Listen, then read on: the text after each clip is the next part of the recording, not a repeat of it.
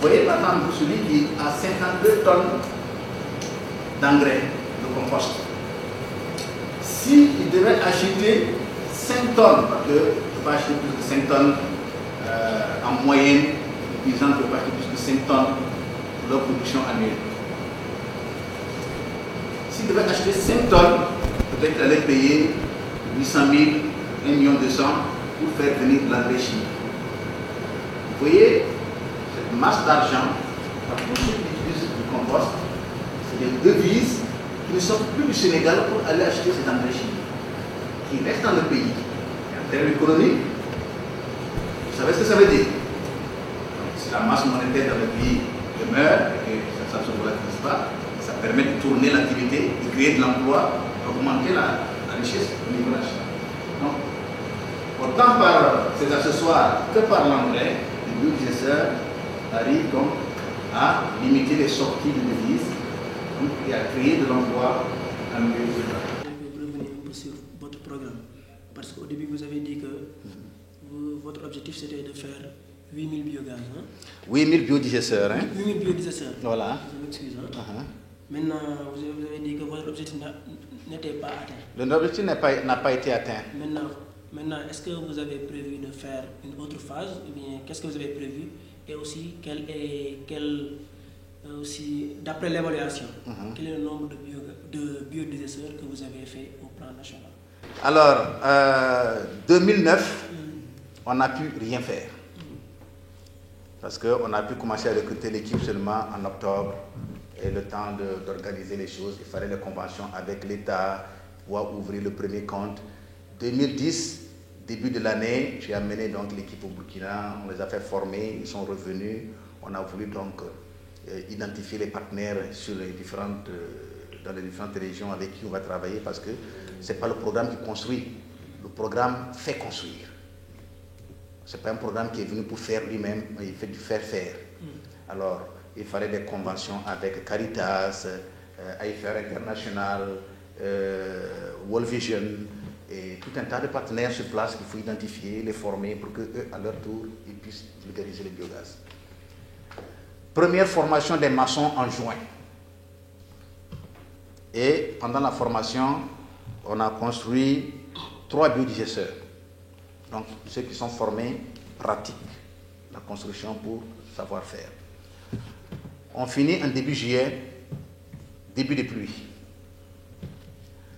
Il y a eu de la commande, mais dans une région qui ne nous a pas vraiment porté beaucoup de chance, parce que quand on fait la fouille et qu'il pleut, tout est rempli. C'est très sablonneux. Alors ça devient un gros étang, on recommence et ça recommence. Donc l'hivernage 2010, on n'a pu rien faire. À partir d'octobre, fin septembre, début octobre, on a essayé de reprendre. Ça n'a pas été à la hauteur, avec beaucoup de découragement. Et puis ensuite, on avait choisi la zone du bassin arachidier parce qu'on se disait, là-bas, il y a des animaux. Ce n'est pas là-bas où il y a le plus d'animaux au Sénégal. Mais il y a des animaux, il y a des bœufs, c'est sûr. Mais il y a l'agriculture de l'arachide, qui est une agriculture de rente. Alors si les gens gagnent de l'argent avec l'arachide, ils vont investir dans les biodigesteurs pour avoir de l'engrais. Donc, l'utilisation pratique et utile du biodigesteurs est confirmée. Ça va aller. Hélas, les gens, ils ont leur arachide, ça ne se vend pas. Jusqu'au mois de mars, ils n'arrivent pas à écouler leur arachide. Ils arrivent seulement à vendre un peu, ils se mettent à faire la transformation locale d'huile, et ce qu'ils ont eu en avril, on est en train de préparer la saison d'agriculture, la saison hivernale. On a eu pas mal de déboires. Donc 2010, on s'en sort avec 18 biodigesteurs. 2011, on essaye donc de réorganiser, repartir, refaire ceci, refaire cela. Et on a pu construire 225 biodigesteurs. Et fin 2011, ou avant la fin de l'année 2011, le bailleur de fonds dit, vous êtes dans la sous-performance. C'est pas ce qu'on avait conclu. Vous êtes en dessous de vos objectifs, vous êtes incapable de les remplir, alors je me retire. Donc, il a été mis en place un plan de désengagement. Donc, la coopération néerlandaise, du bailleur de fonds dont les finances sont gérées par IVOS et de l'assistance technique pourvue par la SNV à travers ma personne. Si le gouvernement du Sénégal peut poursuivre l'activité, et le gouvernement du Sénégal va poursuivre l'activité, ils ont mesuré l'importance. Donc, ce qu'il faut dire aussi, c'est que pour être complet, le bailleur ne se retire pas seulement parce qu'on n'a pas fait beaucoup de budget, mais aussi parce qu'il y a eu de l'immixtion politique dans la gestion du programme. Des interférences politiques qui sont contraires à la convention que les bailleurs de fonds ont signée avec l'État du Sénégal avant de commencer. Donc, on a envoyé maintenant une deuxième lettre pour dire, comme vous n'avez pas arrêté, et comme le prévoit notre convention, il y a un préavis de 6 mois pour se retirer. Donc, à telle date, on se retire. Mais en se retirant, on laisse à l'État du Sénégal tous les véhicules, toutes les motos, tout ce qu'on a rapporté et pour continuer le programme. Et on espère que le nouveau gouvernement qui est en place, qui semble très intéressé par le programme, va dégager assez de moyens pour poursuivre le programme. Donc, à la date du 30 juin, on était un peu au-dessus des 300 biodigesteurs au total construits au Sénégal. Heureusement, tous marchent. Ça au moins, techniquement, il n'y a pas de problème. On a aussi pu relever d'autres biodigesteurs qui avaient été initiés par des personnes qui sont venues dans les années passées pour parler de biogaz, qui avaient embarqué les gens dans construire des biodigesteurs qui n'ont jamais marché. On les a réhabilités. Donc, je pense qu'avec 300 biodigesteurs qui marchent au Sénégal et qui marchent à 100%, la technologie existe et est maîtrisée sur place. Ce que moi j'ai fait, c'est de venir vous présenter un autre pan, un autre volet des relations de coopération des Pays-Bas avec le Sénégal. Voilà pourquoi je vous parle du biodigesteur. Maintenant, ce biodigesteur, si on devait prendre le temps de rentrer dedans, il a des aspects économiques qui peuvent vous intéresser et qui peuvent être développés. Il y a votre institut frère qui s'occupe donc d'architecture, c'est quoi? Voilà, qui aurait dû être là et qui peut aussi voir en termes donc d'architecture, de plans, de matériaux, etc.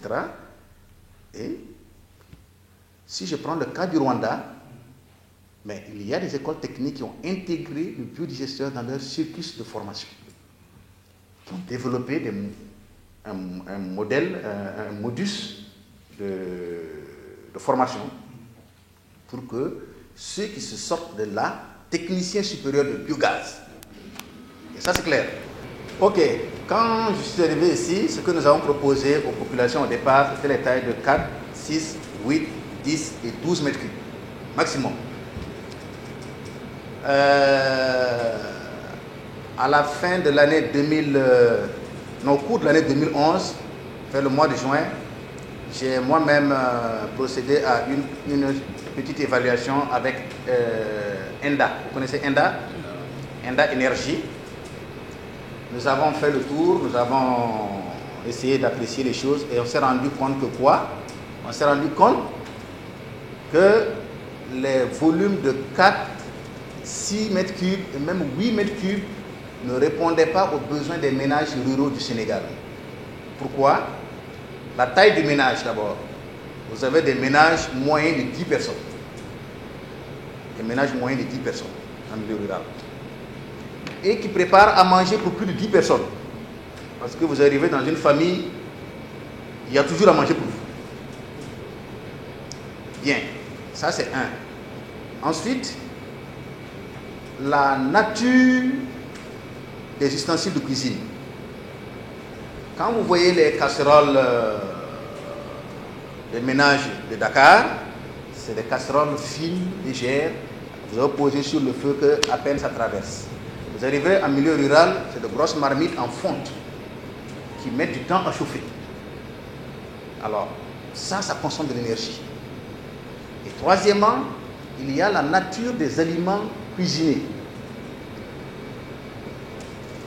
quand le biogaz permet à des populations en Asie de faire le cuire des pâtes pour un ménage de 3 à 4 personnes, ça cuit en 8 minutes, en 12 minutes.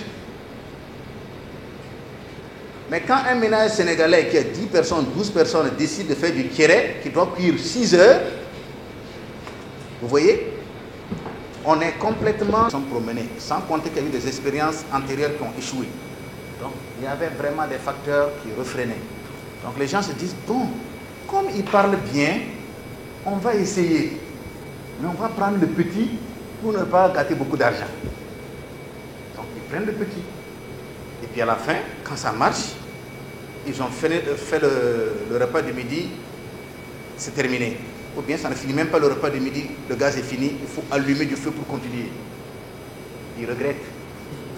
Il y en a qui ont demandé des budgets plus grands. Il y en a qui ont dit, bon, c'est bien, mais ça ne produit pas assez. Donc, madame, retourne chercher du bois, un point, c'est tout. Vous voyez. Donc, il y a beaucoup qui ont plus de taille, et puis après, ça ne leur a pas suffi. Il y a des daras aussi qui ont demandé directement de gros budgets parce qu'ils voulaient l'éclairage pour leurs élèves coraniques le soir.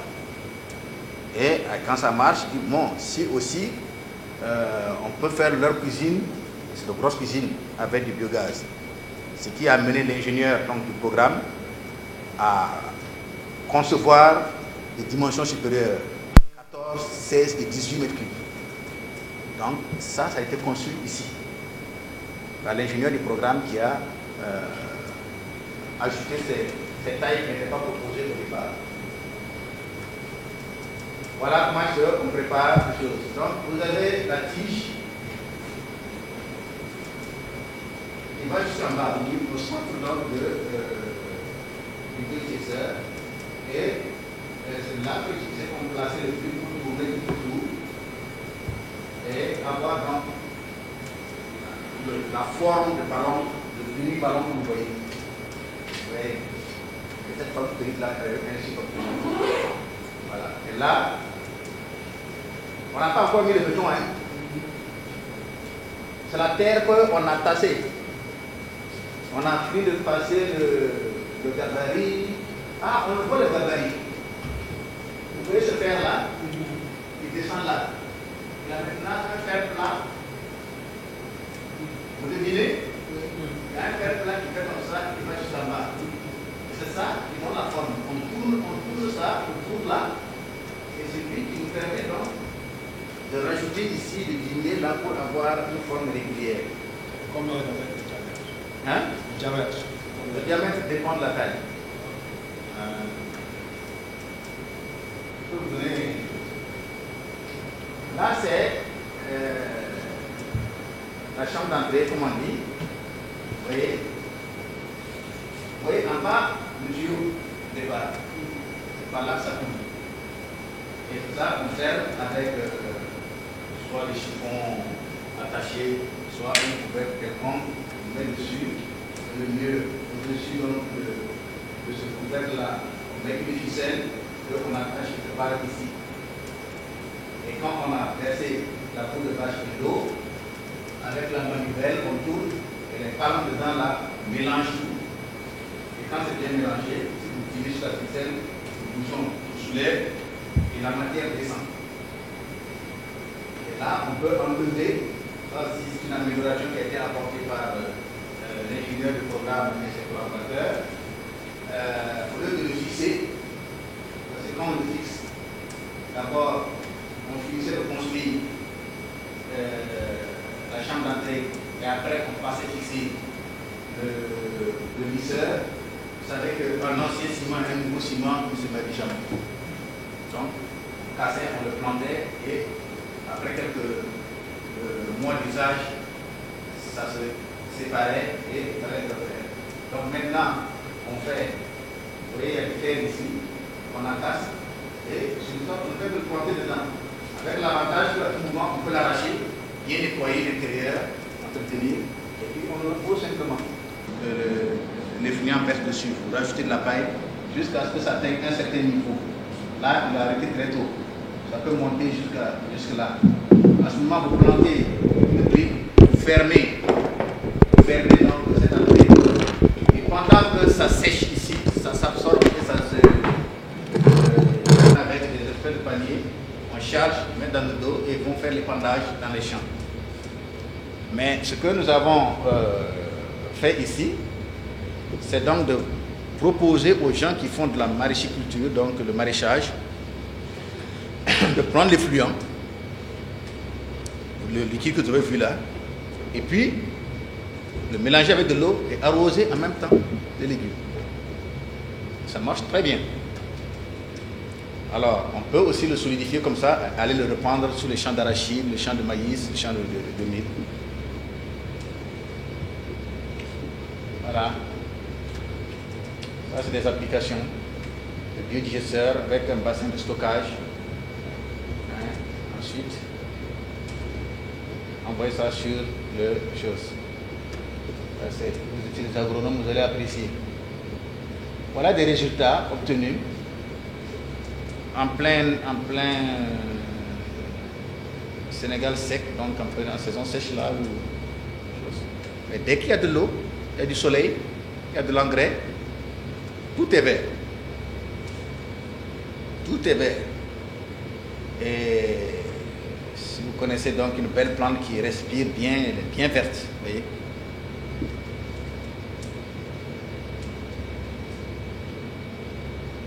Vous voyez les tomates. On va utiliser les fluents. Et ça produit tellement, ce qui est en bas, les premiers qui sont venus, le type c'est devenu mûr, il est en train d'aller vendre. Il y en a qui sont grosses, il y en a qui sont petites, il y a encore des fleurs. Et il est en train de... Il vend, et il y a toujours des fleurs. Il y a toujours des fleurs. Oui. Dès que la plante se porte bien. Vous avez beaucoup de feuillage, plein, très peu de fruits. Il achète des graines, il prend des paysans témoins, il dit bon, on va faire l'expérimentation. Vous divisez votre superficie à exploiter en 3. Première partie, vous appliquez l'engrais chimique comme on vous dit de l'appliquer. Vous respectez. Deuxième partie, vous appliquez votre propre itinéraire, ce que vous pensez que vous pouvez faire pour avoir de la bonne culture. Troisième partie, vous mettez l'effluent comme je vous indique. De l'effluent. Ici, on a essayé de vous présenter un peu tout ce qu'on pouvait faire. Donc, c'est l'herbe consommée par la vache, la stabulation.